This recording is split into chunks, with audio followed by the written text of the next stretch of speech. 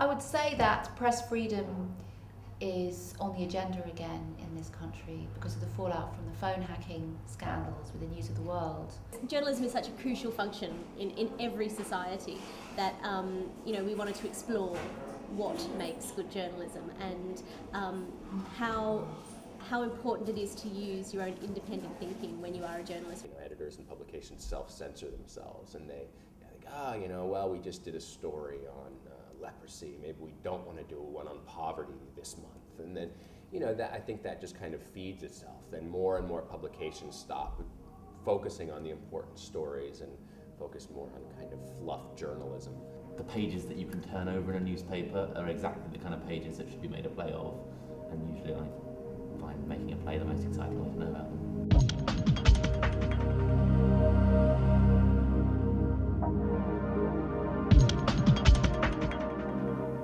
Good journalism is investigation. Even if it's about 25 new sex positions, it's still investigation. I think that unless you really believed in it, it would be absolutely impossible to do this job.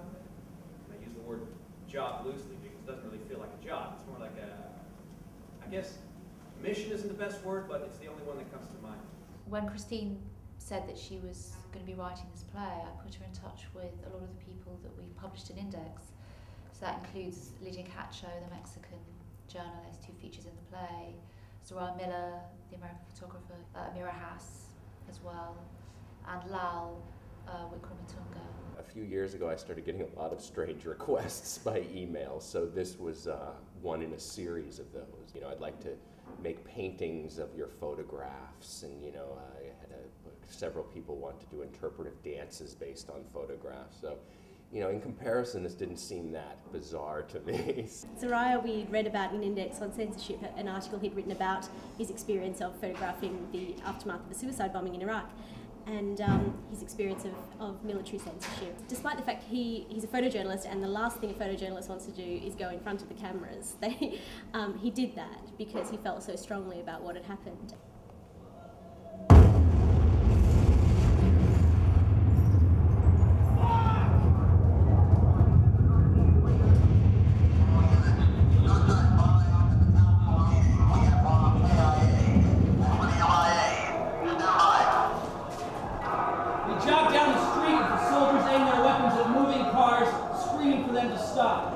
People are running past us in panic. As we get closer, a hand on the ground. About 5 feet away, bone shards and a chunk of scalp with hair on a palm-sized piece of skull. Media in Russia is... okay, how can I say it? Let me try to explain. All our TV is governmental. Absolutely controlled by government. It's really shit. I met Elena in Russia. It was, in a way, it was easy to choose who to interview because there's only one independent national newspaper in Russia. She's was and I think still is the youngest journalist at the paper, who's done really impressive work given that she's 21. And the thing about Elena that's really amazing is that she was inspired by Anna Politkovskaya.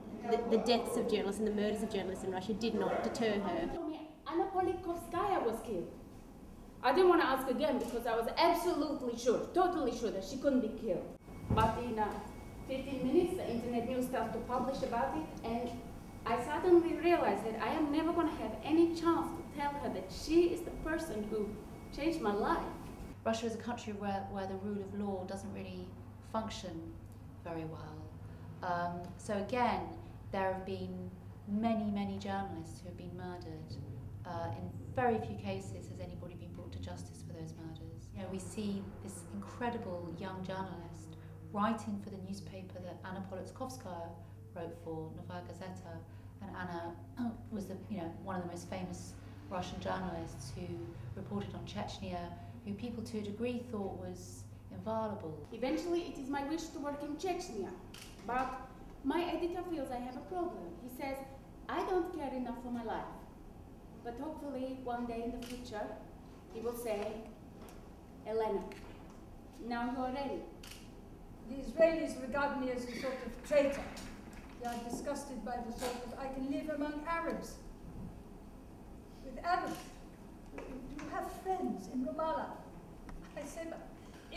in Paris, I would have French friends, no? But this is something that is for some Israelis completely incomprehensible.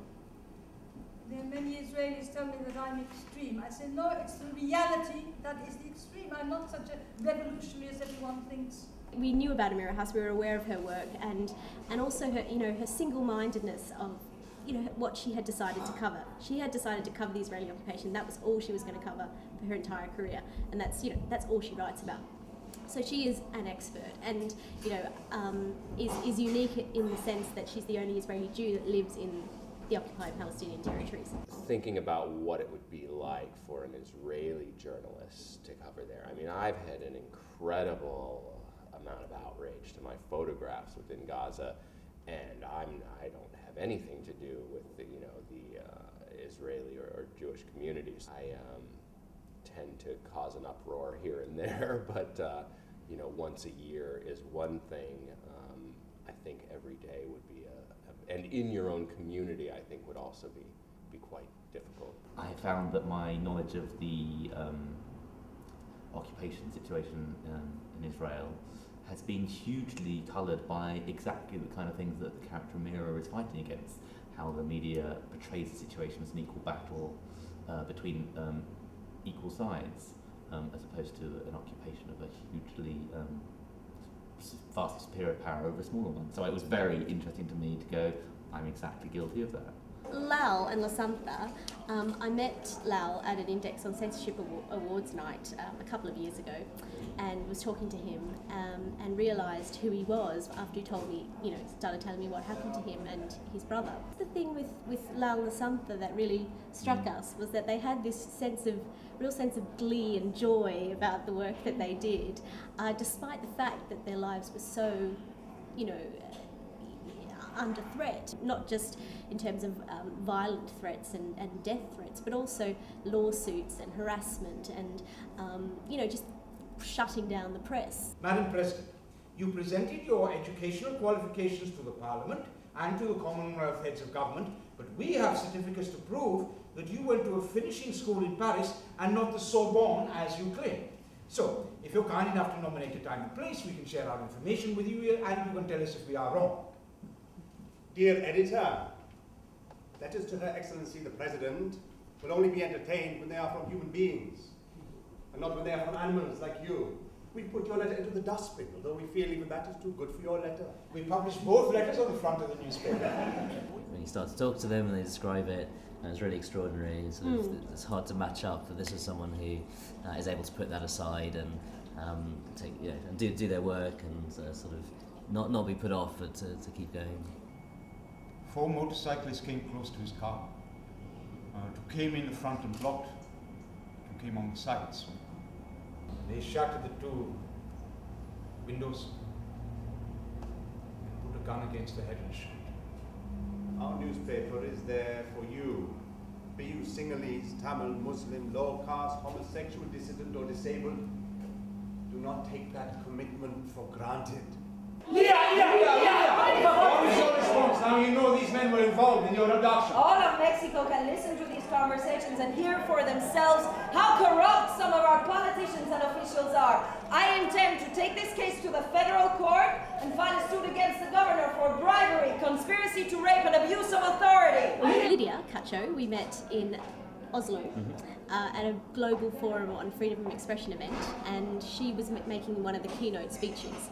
And we remember sitting in the audience, sort of looking at her, going, "Wow, you're good. We want you," and just sort of harassing her basically over lunch. In a country like Mexico, rule of law is very, very weak, and you have the most devastating war going on, essentially, which is the drugs war. It's an incredibly dangerous country for journalists. Very surprising to realise that Mexico is the second most dangerous place for journalists after Iraq. Absolutely, when you get into the nuts and bolts of the situation, to have your perception of a country completely altered. She's totally aware and of what she faces and gets death threats all the time. In fact, just this week, she's been getting more. I suppose they remind themselves why they're doing this and why it's important to them, and who they're doing it for as well. So obviously, she has a really strong relationship with the people who she protects or the stories she writes about those people.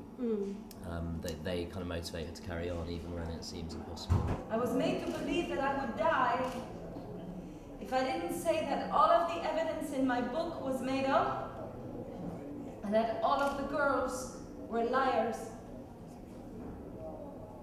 I thought about the girls and I kept remembering that they all said they would tell their story to me because they didn't want other girls to be raped or abused, and I thought that was so brave and so powerful that they were willing, after being exposed to these terrible things, to go through their own pain in order to protect other girls they didn't know.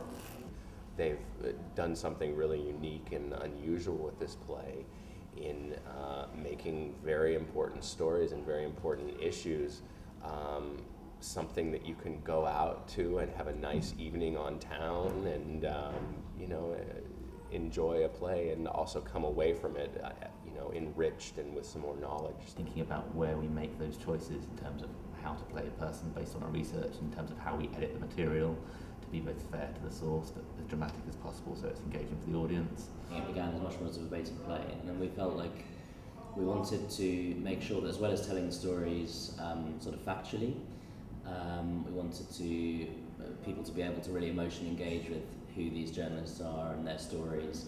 So we began to feel increasingly like we ought to try and reconstruct them, and that was basically a bit of a process of experimentation. The biggest challenges in staging on the record have been trying to manage the coexistence of verbatim material and dramatic reconstruction, about trying to help the actors into 5 very different regions of the world, because there's a huge amount of information and it's about where you draw artistic lines, about when you are, about how we focus interpretation, because work is interpretation. Most of the characters have a very dramatic incident that kind of defines their story, and to not exploit that in the theatre seemed a very silly idea. The stories, I think, lend themselves to drama very well as the production shows, and the way that the dramatic events have been reconstructed in the play works incredibly well. The minute you put something into a theatrical context, it humanises it, and it isn't picking up an article or standing outside an embassy with a banner. It personalises it, and it means that people start to feel empathy, perhaps also identification with the stories. I suppose the play in a way is 6 examples of what good journalism is and can be, the risks it involves, and also challenging some of the preconceptions of journalism.